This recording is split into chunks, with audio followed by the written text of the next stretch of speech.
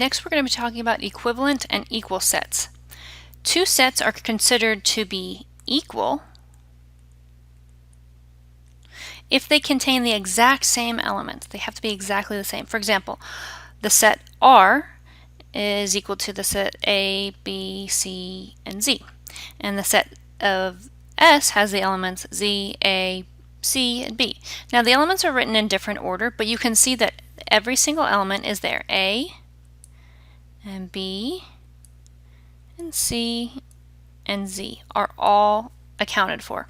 Therefore, we can write R is equal to S using the same equal sign that you've used forever. Now, two sets are considered to be equivalent if they contain the exact same number of elements, not the exact elements, but the same number. For example, let's say R is the set including the elements A, B, C, and Z, and T is the set including the elements 11, 17, 24, and 90. First, note that the cardinality of R is 4. The cardinality of T is also 4. Therefore, we can say n of R is equal to n of S, and therefore we can say that they are equivalent. That's how you write it, that they're equivalent. So looking at these examples, are these sets equal and are these sets equivalent? So let's see. Are these sets equal?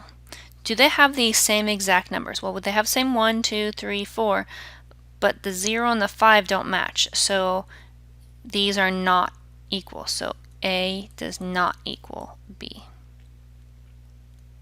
Okay. Are these sets equivalent? Well, the cardinality of A is 1, 2, 3, 4, 5. The cardinality of B is 5. So yes, n of A equals n of B. These two sets, A and B, are not equal, but they are equivalent. For the next one, we have C is the set of all x such that x is a natural number and between 5 and 8, including 8. So let's actually write out what C is equal to. So that's not 5, so 6, 7, and including 8. Whereas D is the set of all x such that x is a natural number between 9 and 12, not including 9. Not including 9, sorry. So that's 10, 11, and 12. Okay, so now that I have that written out a little more clearly, are these sets equal? Well, no, not equal at all. They don't have the same values. So we will say no, C is not equal to D. Are they equivalent?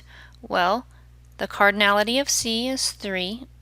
The cardinality of D is also 3. So in this case, yes,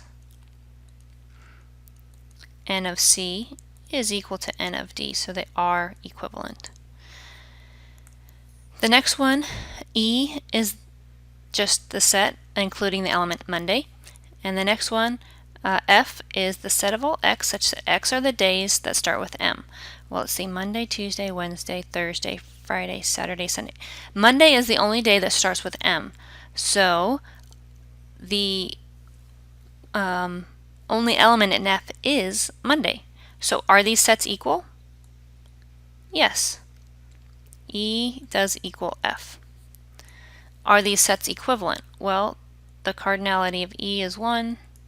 The cardinality of F is 1. So yes, n of E equals n of F.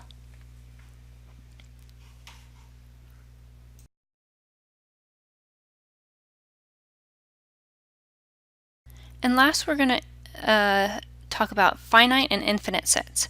An infinite set contains an infinite amount of numbers.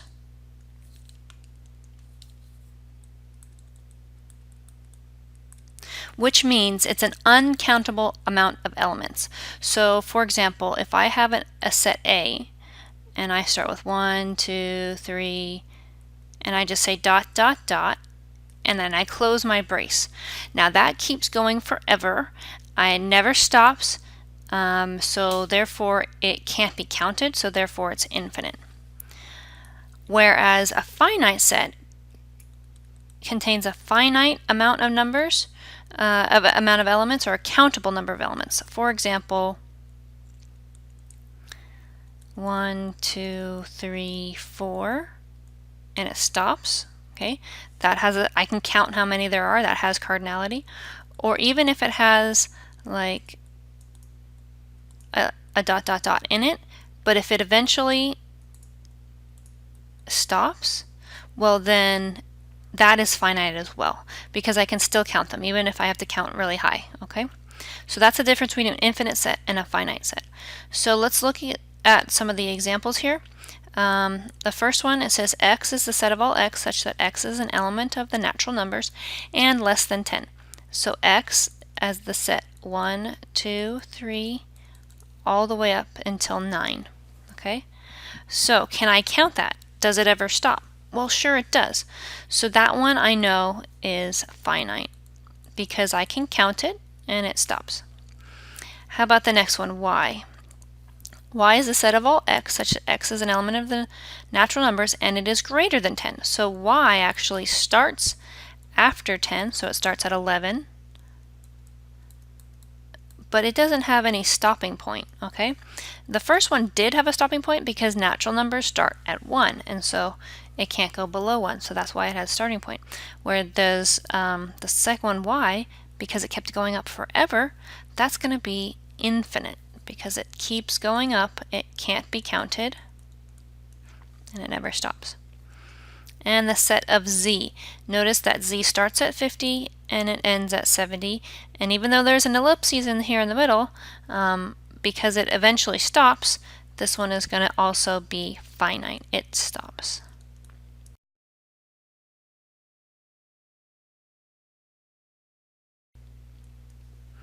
And this concludes our lesson today on sets.